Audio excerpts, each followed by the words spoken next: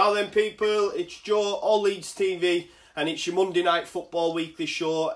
Bit different today. I've got some guests, as you can probably see. What we're doing, rather than as opposed to looking at comments, obviously we've had no games to sort of dissect, with it being the international break, the bore fest that it is. Obviously, we're coming up towards the next game now, which will be Bristol City at home. But what we're going to do is have a quick review of the season since the last international break, which was, if you correct me, Oscar, who was it? October, yeah. Brentford was the last one. So we're going to have a look at the games since then, up to now. Bit review of that. And then we're going to jump into some of your guys' comments that you left on Conor's Friday Night Football. As you can see, Conor's not with us. He's got some other stuff going on, so you know, good luck with that, Conor. Hope that gets sorted. I look a bit dishevelled, as you can see, because I've just had a baby boy. But thank you everyone for your well wishes. I was buzzing with all that, so thank you for that. But I'll introduce you to the guys. So we've got Oscar, obviously one of the team, as you know. And we've got a bit of a guest, so we've got Mitchell Emerson with us today. He does some stuff on Facebook. We've spotted him, we've approached him and asked if he'd like to get involved. I guess it's open to you guys as well. If ever you wanted to get involved in future, don't hesitate to give us a message. We'll get you on board and we can do something like this. But yeah, do you want to say a bit about yourself, Mitchell? Yeah, so first of all, I'd just like to say thank you very much for the opportunity to come on our Leeds TV.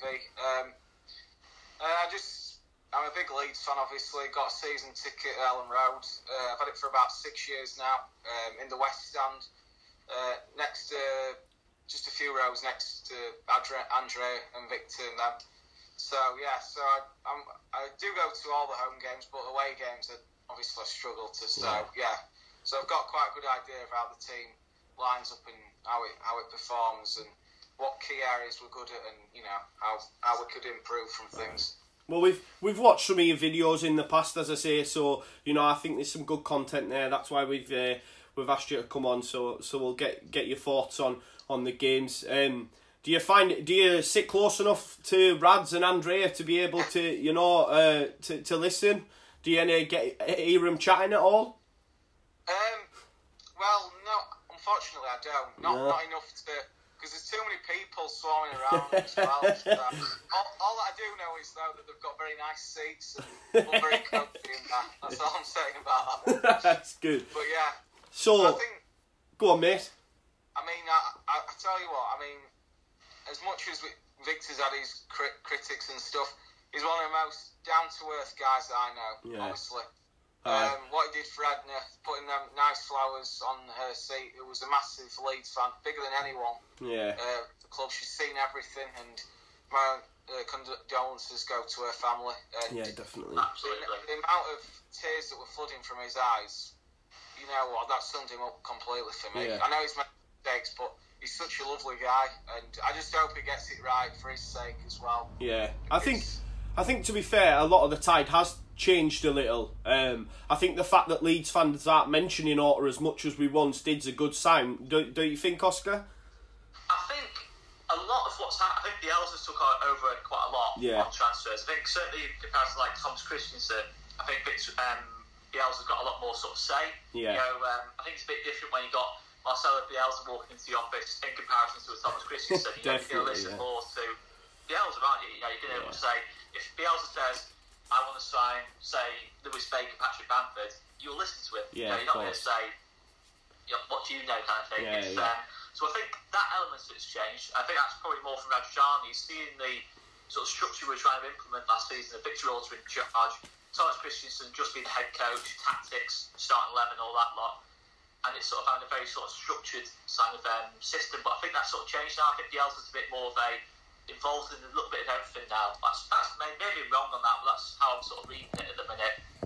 Yeah, no, definitely. Like you say, it's all good. Obviously, taking out the last results, but as a football club now, we're a much more attractive prospect. We must say that.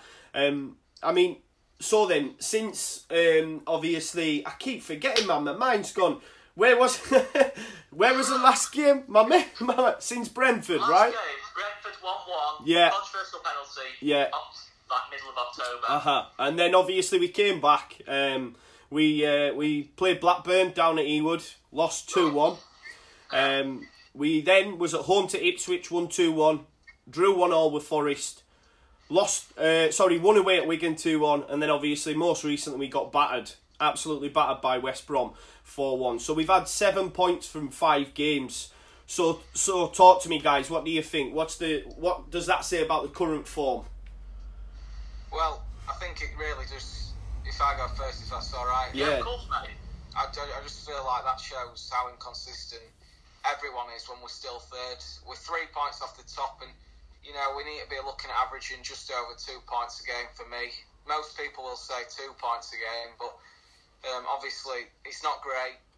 We showed how much quality we actually do have against West Brom for me. I still think we're lacking 3 or 4 players. Yeah. Obviously, Bielsa's come into the Championship and he's reviewed it, as we all know. But for me, has he looked really into depth at how many we need? Because I'm looking at January and I'm thinking how many points are up for grabs. Yeah. And we've got to have these players ready, because there's no point bringing them in late January when we've missed out on 12, 15 points. That's 15 points that could dictate where we finish at the end of it. Yeah. And you know, we are lacking a bit of depth and a bit of quality as well. Yeah. I mean, and that shows from the goalkeeping situation as well. Yeah, I mean, obviously we'll touch more on January later on. We've had some questions in from the fans, and we'll delve into that a little bit more. So then, Oscar, obviously from them 5 games, only 7 points gained. Is there any sort of positives in there for you for them last few games? It's a tough one, really. So, I mean, Kemar Roof coming back into the team is a massive positive. I think it's 3 goals in 4 games for him since he's come back in. I've seen a lot of talk about we need a striker, but I think for me, you can't argue with that. 3 goals in 4 games when he's been out for about 2 months, he's come straight back in. Mattis Glick is still absolutely dominating the field. Pablo's coming back into the team. It's more a side of who's coming back into the team rather than performances. I thought against Ipswich in that second half, we looked back to our best. There were elements of the game against Wigan where I thought we looked really good. Game management was good. It's tricky, really. I think Forest as well. I can't really think of anything really for the last 5 games specifically where I'd say massive positives. But I think individually, Pablo, Roof, Mattis Glick, Pontus Janssen individually have played really well. Other than West Brom, of course. I think for me, like the big one for me was the win away at Wigan. I think. Obviously, I know there's a lot that's been said about it's only Wigan and they went to Borough and they got beat, but I think their away form is shocking. That's not in question. I think the home form, the fact that they won, what's up? All right? No, it's just the way. No, sorry, go on, carry on. I got this laugh. Sorry, right. I think the way, obviously, their home form. I mean, they haven't been beat. I think the last time they were beat was like Blackpool back in League One, so it's quite some time ago now, right? So I think that was a massive plus for me. I just think because it's wedged in between, obviously a draw at home against Forest, which arguably we were the better side, yeah? We absolutely battered them. And then obviously the battering by West Brom, so it takes the shine off it a bit. But I can't see many teams going to Wigan and doing what we did, to be fair. But overall, like you say, it's been a bit of a shit few games. I mean, only picking up 7 points from the 5. Mitchell, what's been your worst point during them games? I'm guessing West Brom, but... Yeah, I mean, obviously we won at Wigan, but for me, that's the worst opposition I've seen all season, you know. That's what made me laugh, sorry. Yeah. I couldn't believe how poor they actually were. I mean, they got a goal out of something that was so stupid, because obviously Bailey didn't organise that wall right. Yeah, it wasn't great. But for me, we were well worthy, but we got lucky in a way, because obviously that goal that we scored, was for the second one was very mediocre. We got lucky on that one, because obviously there was a mix-up in defence from them. So, do you think then, so obviously that's a high point for me, and obviously you laughed, and I guess you don't tend to agree with that, but do you not see their home form as being... I get what you're saying, away from home, and they were terrible, but for me, they had a go. I mean, they had key players out. So maybe that changed their style. But I mean, for me, I can't see many teams going to Wigan and getting a result. What are you saying, that you think they will? They're that poor, or? Well, obviously, we use say outfall there. It does change perspectives, but for me, I still think they lack quite a lot of quality. I'm not sure if it's because they feared us because of how well we've been playing and how many points we've actually picked up. But I can see teams going there and taking something out of the match. But obviously, like you say about their home record, it's a good home record, and not many teams probably will get points. But for me, I thought they were very poor. I saw Leeds, and I felt we played much better. And you saw that. I mean, is it just me that's been a bit negative? I mean, I think, I don't know, Oscar, I think the worst side was Ipswich by a country mile. I'd probably say Ipswich by country mile. Yeah, they were like League 2 fodder, right? What do you reckon, Oscar? I think it felt like that. It felt like a League Cup game. The first round of a League Cup game, I felt like, against Ipswich. It was, I think that'd definitely be sort of the high point in terms of performance, I'd say, second half of that game, where it went to like a 3-3-1-3, the more traditional Bielsa system. Probably worst one for me by an absolute distance was Blackburn. Yeah, I think West Brom we can accept because of the quality West Brom possessed. Not saying Blackburn don't have good players, but the way we sort of started that game was really disappointing. Yeah, it was. You know, it was the game was there for us. Yeah, we were top of the table at the time, I think, and we just didn't turn up. Yeah, I mean, it was really shocking performance. We all thought going into that game. I mean, I did Talking Shut the week before, and we all went into that game thinking we were going to batter them. That I did. So I was like thinking this is going to be 3-4, you know, like we have been. Yeah, Pablo, Ruth, Berra came back in that game. Exactly. So it should have given us a lift, really, but it didn't happen. So I know it's not been the best. I mean, obviously, coming after the international break now, we've got Bristol City at home, Reading at home midweek, and then away at Sheffield United. We have to hit the ground running now, right? I mean, what do you see? What do you think we should take from this game, Mitchell, in terms of points? Like, what's your points tally? Well, like I said earlier on in the introduction, we need to be looking at just over 2 points a match. So, even though I said that, we've got to be picking up all 9. I do feel, though, if we do get beat by Sheffield United just before this, if we do beat Bristol and Reading, everyone's going to be all uproar again, saying get in top of the league. I think we've got to forget about the league just for now and then concentrate on that in April, May time, because the league's irrelevant. It's too close. There's too many tight margins. Yeah, there is, The table can fluctuate each week. And, you know, it's so easily done that we could be out of the playoffs in 2 matches, and so could Norwich. You know, it's too tight for anyone to call.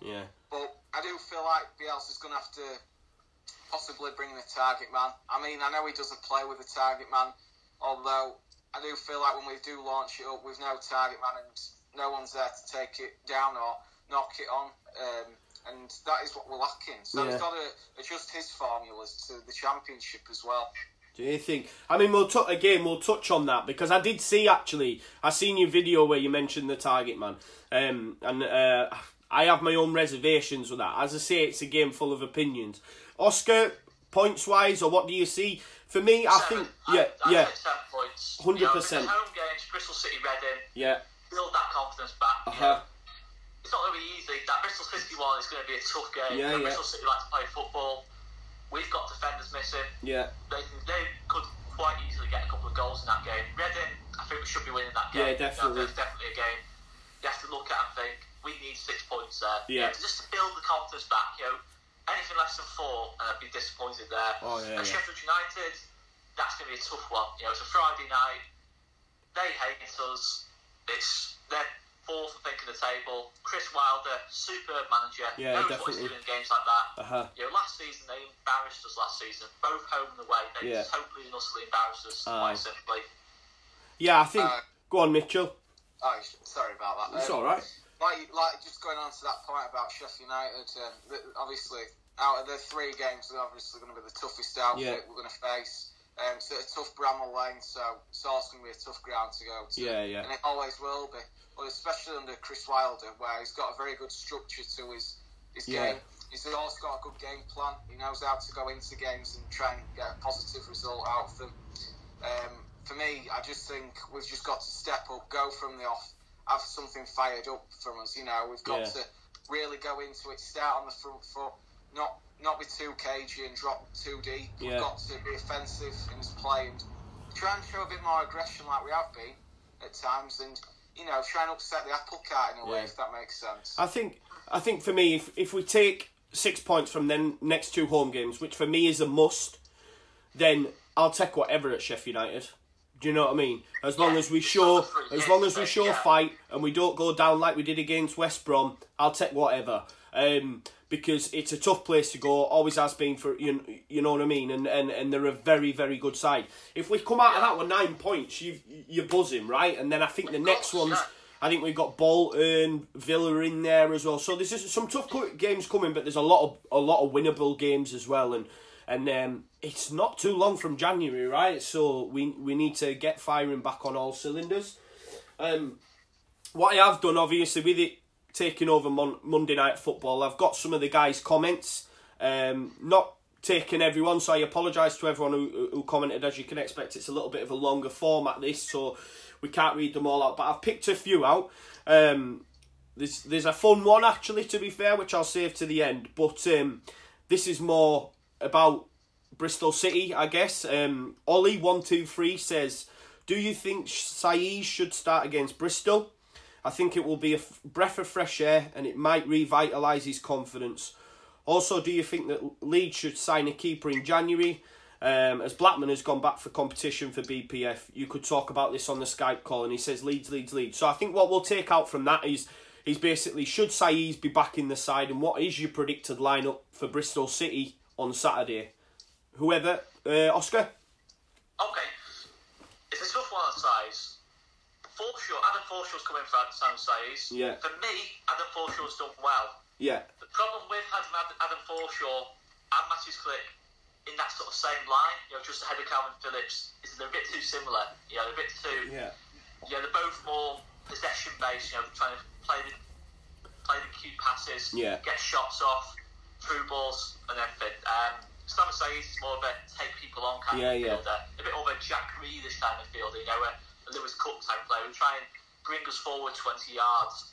The only way, I was talking to this with my old man actually yesterday, how do we get all these players in the same team? For me, an option could be playing Calvin Phillips as a centre-back in the back 3 or back 4.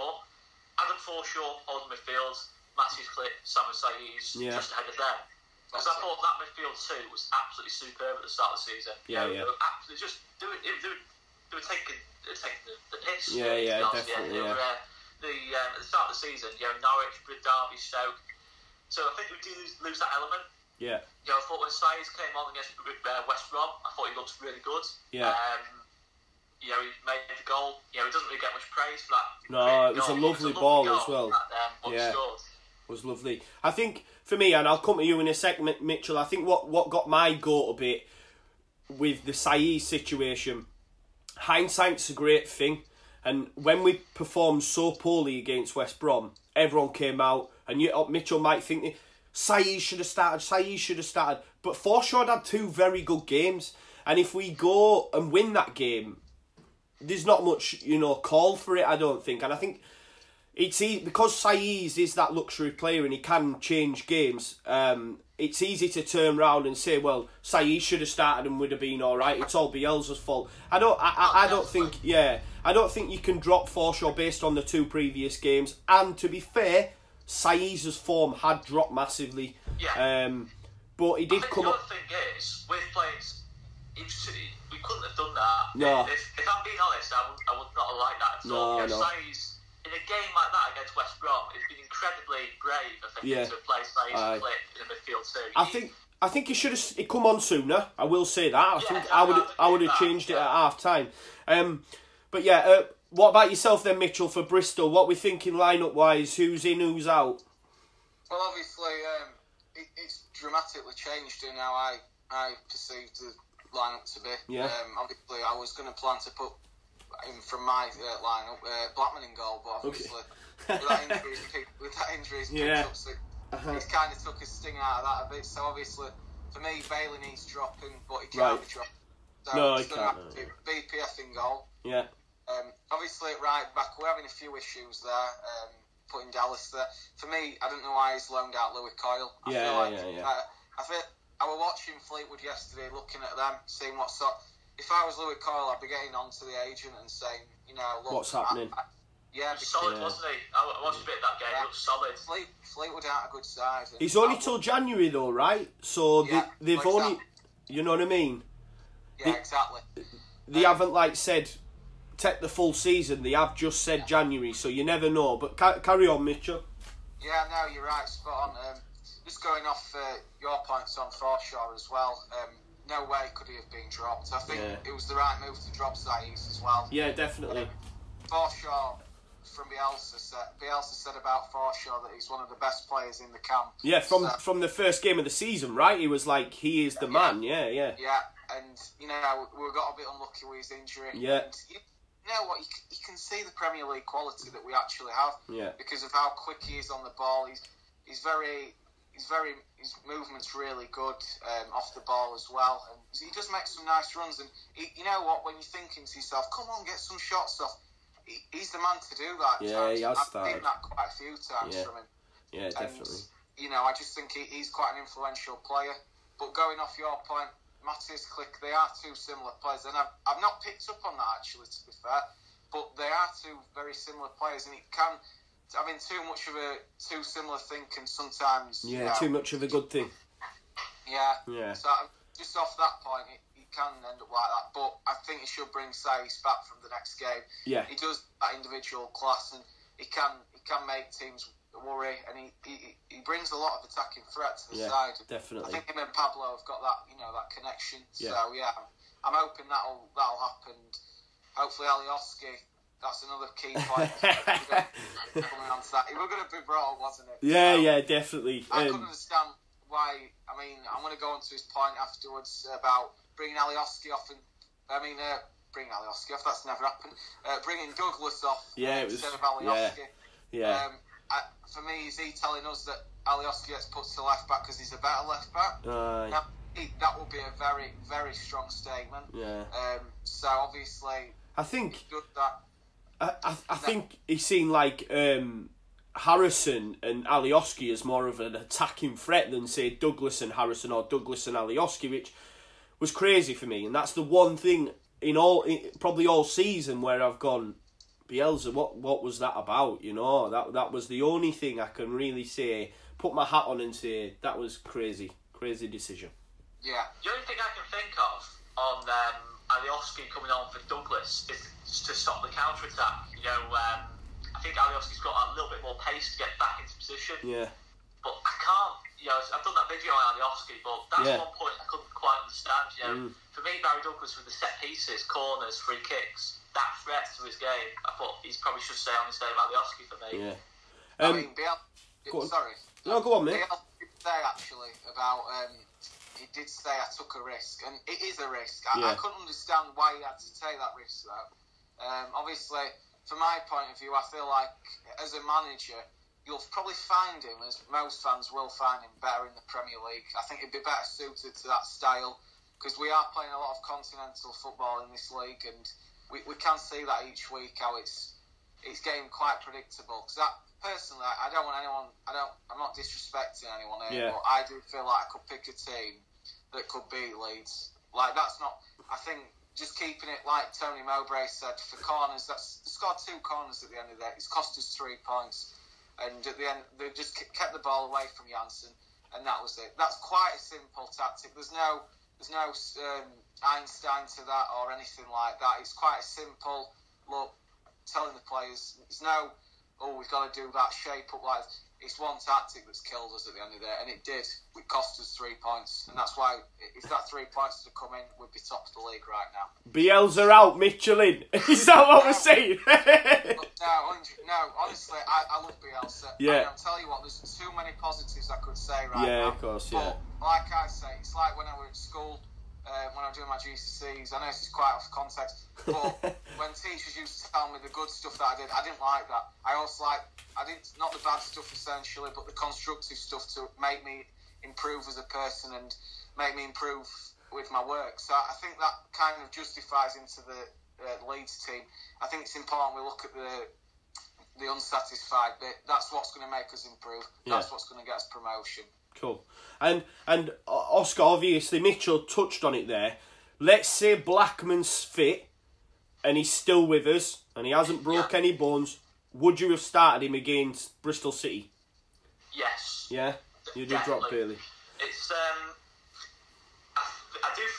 me and Mitch spoke about this before we started.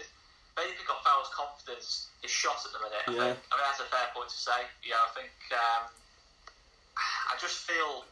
Yeah, I think it was time maybe to give Blackman a chance. After that, I think. I don't think Blackman's been outstanding by any means when he's played in the cups or for the under-23s now, from what I've seen. But I think it probably was. Yeah, it probably was a chance to bring in Blackman. I mean. Competition, really, yeah. I think he's just got a clean sheet, and he on international duty for Northern Ireland. So makes some good saves. Yeah. Hopefully that'll do good. I think much like you guys, I probably would have liked to have seen Blackman. Do I think Bielsa would have made that change? No. I think he's too.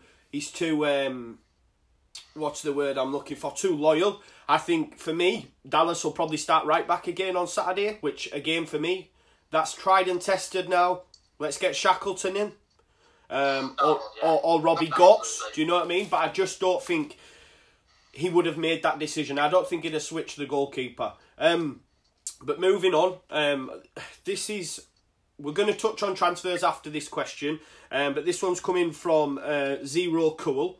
He says, if Bielsa doesn't bring in some fresh faces in January, our season is over. Our squad is too small. We need another centre-back goalkeeper. And this is the bit I want to discuss. He says, and a proper goal scorer.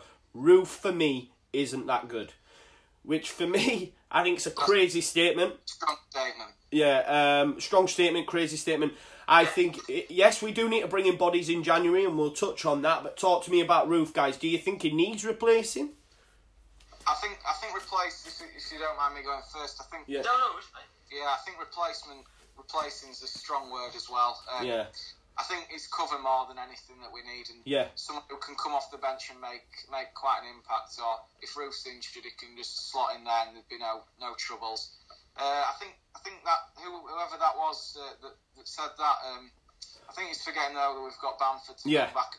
He's in the gym now and he's doing all that stuff. Yeah, exactly. So that's massive progress. He's now walking again, and he, like he said, I was listening to Bamford, he was saying that he learned to walk again essentially because of the injury that he picked up, because he's been struggling and stuff. So it's always a positive to see when you see top players coming in. Yeah, I mean, look at that goal against Bolton, the little turn and the finish by Bamford, and the assist for Hernandez at Swansea, where he just skinned their fullback, I think it was, and crossed it over.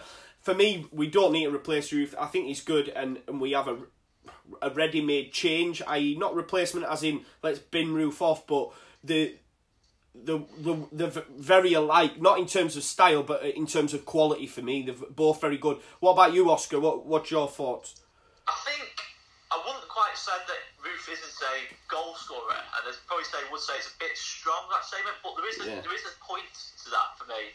You know, Kemal Roof coming into this season, well, in fact, any of our strikers, Tyler Roberts, Patrick Bamford, Kemal Roof, have never scored more than 20 goals at this level this season. So it's a case of how much you go for form is temporary, class is permanent. Is Kemal Roof actually a class player, or is he just playing really well? Yeah, for me, it's a bit of both. I think he's playing purely from adrenaline. Certainly at the start of the season, we had Patrick Bamford coming in and he thought, I'm keeping my place here. I'm score goals in pre-season. There's no way he's getting my shirt now. I'm starting as a strength forward in this team. And I think Bielsa loved that. Yeah. Tyler Roberts came in.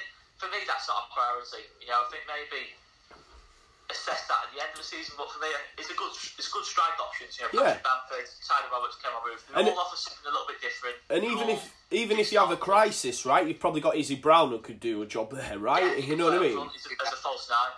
Who's just played 45 minutes, which was great to see. But yeah, I mean, obviously Roof, for me, he's got to stay there. But we'll move on now. So we've got Tiger Steele. He's one of our regulars, always comments. So thank you very much for getting in touch, Tiger. Tiger. As though that's his real name, Tiger Steele. So basically, he touches on what he would like in January. So it basically says a goalkeeper, Caldalo, Newcastle. Left wing, Iber Gomez, the one that keeps getting touted. Is he at Bilbao or is it... Where is that Deportivo, I think? Is it Alaves? I think it might be Alaves. Sorry, Alaves, yeah. He then says centre-back, Liam Moore from Reading. And then he says right-back, bring back Louis Coyle. What do you guys think?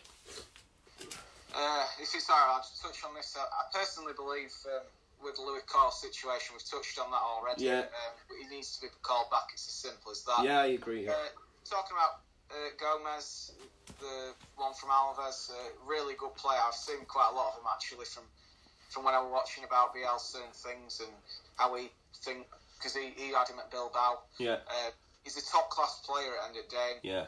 If we are going up, these are the players that we've got to be looking at as well, because they bring a lot of quality, very, very versatile players, these players that we're going to be bringing in if we can. He's got a lot of pace about him, quite a good dribbler as well, and he can skin a player just with ease, you know. He's like a glider. It's brilliant to see. Hopefully we can do this, but it's about money as well. Yeah, exactly. Will our owner be tempted to do this? Because at the end of the day, I've seen that if we do get up, this is another point I made, he's going to take him to Las Vegas. For me, I think it's a good incentive and stuff, but the players could do that quite easily themselves. It's a nice thought, but it's like $100,000 that's going to be spent out. It's not like it's a millions and millions, but I think he's got to concentrate on this team and giving him money. Yeah. But also Bielsa, whether he wants to bring in these players. Yeah. Because I think that could be another major factor as well. I think you touch on Gomez just before I move over to Oscar. I think with Gomez, if we don't have Bielsa, he's not even thinking about Leeds. The fact that Bielsa's there is that slight chance we might be able to pull that off, which for a championship, it'd be unreal, right? So yeah, I know when you was talking about Gomez there, he's everything Alioski isn't, right? Do you know what I mean? He's everything you want in a winger. That's the key place for me that I think we will and we need to invest in. Obviously, Tiger Steele touches on a centre-back. I can't see it happening. Personally, after listening to Phil Hayes' podcast, he said that I think it was very much Orta and the team said they needed a centre-back. And Bielsa was like, I don't feel I need one. I know Oscar's got different views to me on that. But what about you, Oscar? Do you see us bringing in a centre-back? Is it something we need? What? First of all, I've got to say, I absolutely agree spot on with Tiger Steele there. You know, in terms of positions, he's looking at goalkeeper, centre-back, left wing. I'll start on centre-back. Liam Moore will be perfect for this team. Yeah. Absolutely ready-made for this team. Good on the ball, experienced at this level, plays on the right side of the defence to allow Janssen to move over to the left, where I think he's a bit stronger in that channel. Only a bit stronger. It's only a slight point that. I think he's just so ready-made for this team. I know Reading aren't great. I know they concede a lot of goals, but they concede a hell of a lot more if Liam Moore wasn't in that team. Yeah. I remember when Reading had that really good season about 2 years ago. I was watching him and thinking, if he's not playing Premier League football, I'll be absolutely amazed. And it turns out teams have gone in for him. Yeah. Fulham looked at him, West Ham looked at him. And the outside maybe has a slight drop in form, but he'd be like, you'd probably laugh at this, but it'd be like sort of a championship version of sort of a Virgil van Dijk Liverpool signing. It would transform that defence, that four. I will laugh. You know why? Because Van Dijk, mate. one time, Mitchell, and one time everyone who's watching, Oscar compared Liam Cooper to Baresi. At the start of last season, he was like crazy. On the top position, he kept 6 clean sheets in a row. He was like Marco Baresi. So I'll start the goalkeeper. This is another important one. We need players who suit that Bielsa system a bit more, who are a little bit better on the ball. I think Liam Cooper this season has been absolutely rock solid defensively, but in possession, I think at times have been a little bit frustrated. You know, he's tried to go long when the option's there to go short. He's taking a little bit too much time on the ball. You know, I think Berardi and Pontus are fantastic ball-playing centre-backs. Yeah. Obviously, Berra's not available until Feb. He probably won't be actually playing until March at best. I think that's something we've got to desperately look at. We've got to get that ball out the back quicker in that kind of transition. You know, Luke Hayden's out as well. So we've got a lot of players there who maybe aren't built into the system. Basically, Farrell's another one where me and you, Joe, have had a lot of debate about this as whether as to or not he's good on the ball. Yeah. For me, I'd say he's probably okay. I wouldn't say he sort of excels in that position. This is where I look at the goalkeeper. For me, 3 options. Angus Gunn, Southampton, Kieran Westwood, actually no, I'll go 4, sorry. Carl Darlow, as mentioned, and last one, Tom Heaton. Tom Heaton. So he's someone with experience and who's decent on the ball. Yeah. He can sort of break the press down, play a little lovely ball over to a fullback, ball over to Calvin Phillips, and happy to take that risk and can execute that kind of pass. I don't think Bailey Pigott-Farrell can do that or doesn't do that often enough for my liking. Yeah. Probably somebody else's liking, I would have thought. That's how I see it. And then left winger, I mean, Ibai Gomez would be an unbelievable signing. I think the good thing about that would be, I think what a lot of new managers like to do, they like to bring in their own player into the club. So say like Mourinho at Man United, I think his first signing was Ibrahimovic, someone who has worked with him and could sort of act as sort of manager on the pitch. Of course, I've worked with this guy, trust him. He didn't really do that in the summer, but I'd really like that Ibai Gomez signing. If it happens, I think it's incredibly ambitious and it will cost a lot of money, but it's worth it. For me. I think. Sorry, Mitchell. I think the one that excites me the most, and I know Mitchell let us know in the group, is the Tom Heaton one. I think what we do need to do this time is not, because we're going to have to get a keeper, fact.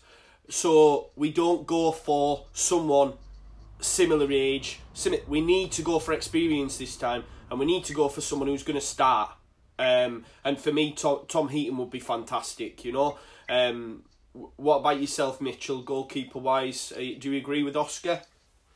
Obviously, there's plenty of options out there that could be, brought in, and now we could bring in an experienced keeper. It's got to be. We can't have, like Blackman, I thought it was a mistake bringing him in, because obviously his age, he's not actually that much more experienced than Pigott-Farrell. Well, he had a season, to be fair to him. I'm gonna back off that point. But at the end of the day, we need experience, and that's what our squad lacks in some cases. We've got 1 or 2 that have been about and done it there, but we haven't got enough of them faces that have been there and done it. And it's quite unproven, our squad. So I think where we are at the minute is a very, very good achievement from the squad. I think we are forgetting actually how much we have actually spent on this team from last season, and look where it finished. But I'm pretty pleased with that, with where we are in the table, and I think that's why most fans are getting quite frustrated when people do obviously have their opinions and their beliefs on the team, because I think they do know that how much we've actually spent on this squad. Because when you look at it, we spent 7 million on Bamford. Everyone's uproar saying get in, but we've actually just received 7 million from Vieira, so it kind of balances the books. And just think about it as well, how much money we receive off the gates as well. So in that context, I don't feel like we spent enough, and we haven't really spent shillings. See, I get what you're saying about the balance the books crack. And someone commented on my video before on about we're shopping in the bargain basement. Listen, that's not, for me, that's not right, because in previous seasons we sell Ronnie and we don't buy, or we loan some shite. If you look at previous seasons, we get that money in, i.e. Bates, when he sell, the House and all them players. We don't replace, we get shite in. So I think there's the difference, because he's took that money, yes, but he's then reinvested it. Do you see what I'm saying? There's a cause to say the Wood money didn't get reinvested properly. Fair enough, but I still think he's spending money now, as opposed to other chairmen that would have took that 7 and spent 1. Do you see what I'm saying? And there's the difference. I get where you're coming from, but also I know how rich he is, and with him owning 11 Sports and stuff, and he's got a lot of TV rights where Sky have been a bit aggrieved and thinking, oh God, we haven't got him then. He hasn't, he's receiving a lot of money from all this. So I see, Joe, I 100% see where you're going with that point. You can't expect him to just throw his money away, though. I think we've done too much of that before. It doesn't matter how rich you are, he's running us like a football club should be run now. We would all love the Arab millions, yeah? But it's unrealistic. Rads is for me. I don't have a bad word to say about the guy. Up until now, things could change. You know what I mean? But I think he's done wonders for us. We could spend a little bit more though. For me, I mean, yeah. I do get what you're saying. I don't think we can compete with like an Aston Villa, Borough, who have just got all the Premier money coming in from parachute payments. I think that's the key point. But there has been times where I thought, being a little bit frustrated. I think, what was it, the Vidra deal, I think? That was one where I thought, we've just got 7 million for Vieira. Yeah, maybe it's a little bit unrealistic. Yeah, I just want to ask that point, because just going on to Victor, he actually said 3 things. He looks at the attitude, the way they play, and obviously the mentality that covers that. Yeah. He came in, the money-wise, he wanted too much. And obviously Victor did actually say, which we don't actually see enough of, out and told the fans what had gone off and why he hadn't come. He did talk about him wanting more money. Agents keep coming back and forth, saying, no, we'll stick to 30 grand. Oh no, we'll go up to 40 grand now. There was a lot of fiddling in that deal, and not from Leeds' part, from their part. And Victor did say, look, he's not a player that we want, because he could upset the apple cart at this club, because he is a bad influence on the team. As good as ability he might have, we don't want anyone in this squad that could disrupt it or think they're better than others. You know, we want players that want to play for our team, Leeds United, and we're a big club, and we don't want players that think they're better and bigger than the club, because it's not right. And at the end of the day, Victor, spot on, went out and bought Bamford, him and Bielsa. So we can't... Fuck Vidra. The difference to see, though, is what I probably was to point out. Maybe it's a bit unfair to use the Vidra one there. Probably shouldn't use. But maybe Gabriel Hernandez, one I'll probably go back to, where it's a chance to get him on a free. Obviously, the wages were huge. Oscar, his wages were crazy. But what the point would be was, for the transfer fee was saved and what we spent, like, what was Gabriel Hernandez be worth if he... It's a bit irrelevant, because Cameroon's come in and done absolutely brilliantly. But my point is that, are we really acting like a big club in this league? You know, as big as we could be. You know, if you look at the signings we've made, Bamford, other than maybe Barry Douglas, I say Bamford, Baker, etc., etc. A lot of them are coming to us because they're not wanted by the clubs they're at. You know, we're not actually bringing people who are on the up, if you get what I mean. Like Vidra was a player who was on the up at Derby.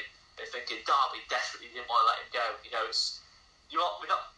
Am I making sense? Yeah. So, for me, I don't agree. I don't agree with that sentiment, because look at Derby. What did they bring? They brought a bunch of loans in, right?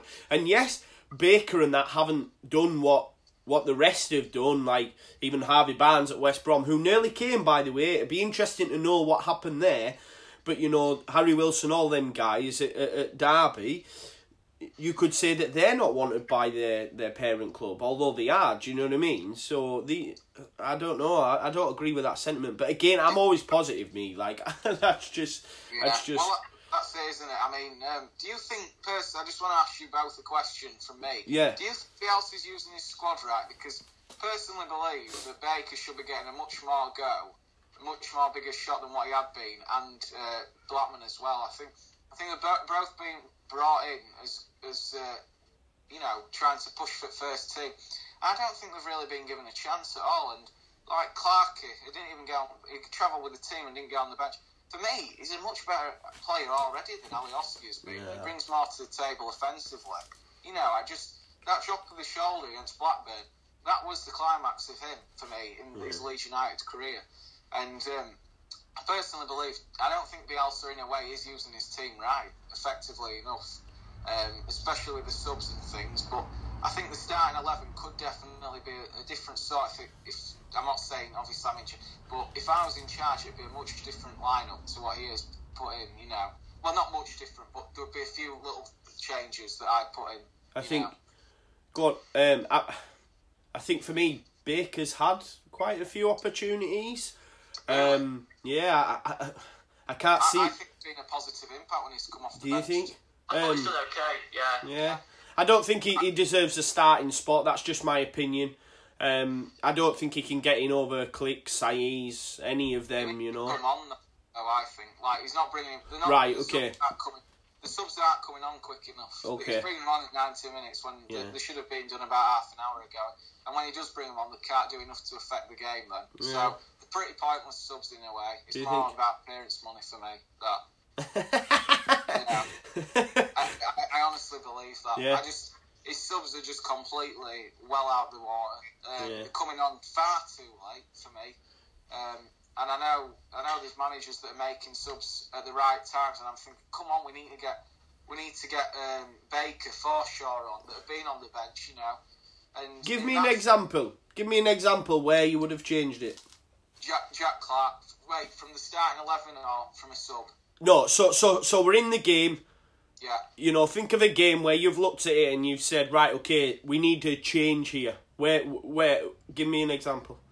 West Brom. West Brom. 56, between 56 and 60 minutes, I'd have brought Alioski off and brought Jack Clark on. Right. When we're still in the game. We've gone 1-0 down by that time. I think we had, just 1-0. So obviously, straight away, alarm bells are ringing. Right, we need to change the game quick, otherwise it could end up being quite, cagey, this. And I'd have thought, right, we need some pace and power. So I'd have brought probably Clark on. Obviously, a really good player, can cut inside, can go inside. He can take on a man, which Alioski can't do. Can drop his shoulder, cut in. That would have been a massive sub for me. Could have changed the game. The result and the outcome could have been a bit different. Obviously, then we've got Click. I'd have kept him in. I'd have brought Saïs on a lot quicker for Forshaw, probably. Right. Obviously, I agree with that. Sammy would have changed the game. But when he came on, he did change the game, but it was too late. The game had gone. Yeah. And, Sammy, we know what he's like. He coming off the bench, he could have been a really good impact sub for me. And I think going forward, we would have been a lot more a threat than what we had been with them. So that's 2 subs straight away ringing to me, saying, right, let's get them on. Right. On, off. Okay. No, I've seen it before. Sorry. I've seen it before. A few guys have commented, I think Dr. Frost being one of them. You're not Dr. Frost, are you, Mitchell? Unfortunately not. He's determined to discover it before I'll find him.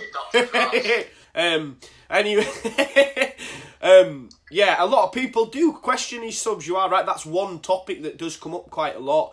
I think the Wigan game where we won, I think a lot of people said, because he didn't make one, I think he made Shackleton on the 89th or something like that. But then I took a step back and thought, for me, when you look at the Wigan game, who does he bring on there to change it? But it's a game full of opinions. I mean, what about you, Oscar? Do you think the subs is an issue at the minute?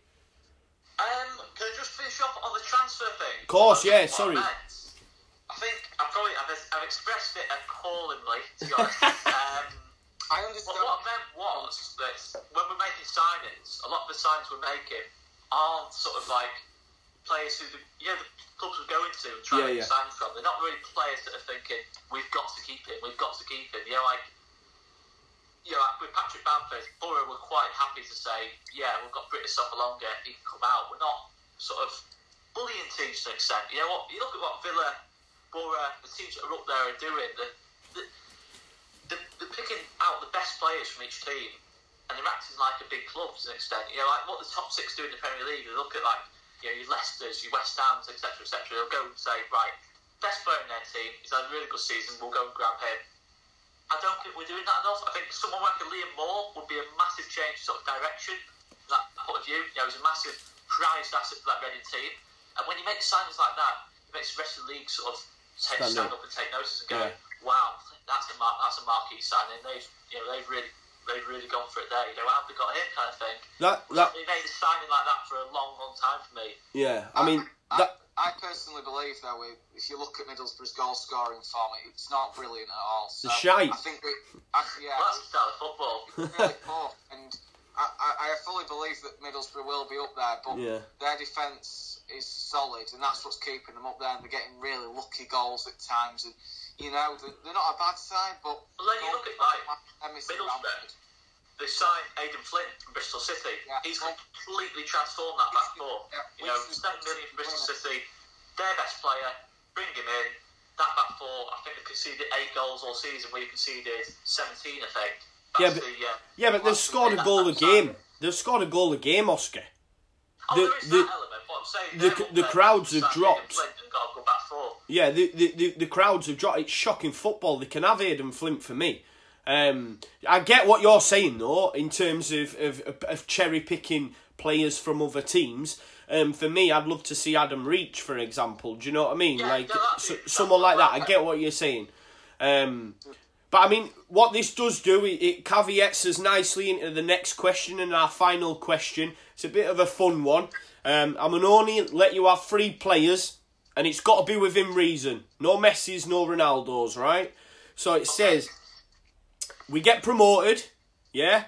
What's your dream, realistic starting 11? What would it be if we got promoted? Now, I'm not going to ask for a full 11 because it could get wild. But let's say 3 additions you could add to this team within reason. We've just been promoted. Who do you bring in? I'll start with Oscar.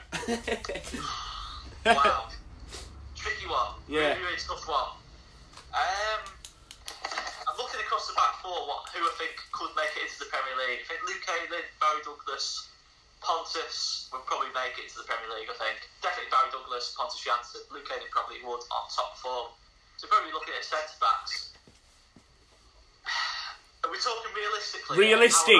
You can't go Ramos. You can't go Ramos. It's got to be realistic. I don't know. What do you reckon? 10? Just within reason, man. If it's crazy, I'll call you out. And Wes Morgan, someone like that. Yeah, cool. Bit of experience. Yeah. There probably will be better that I can think of off the top of my head. Yeah.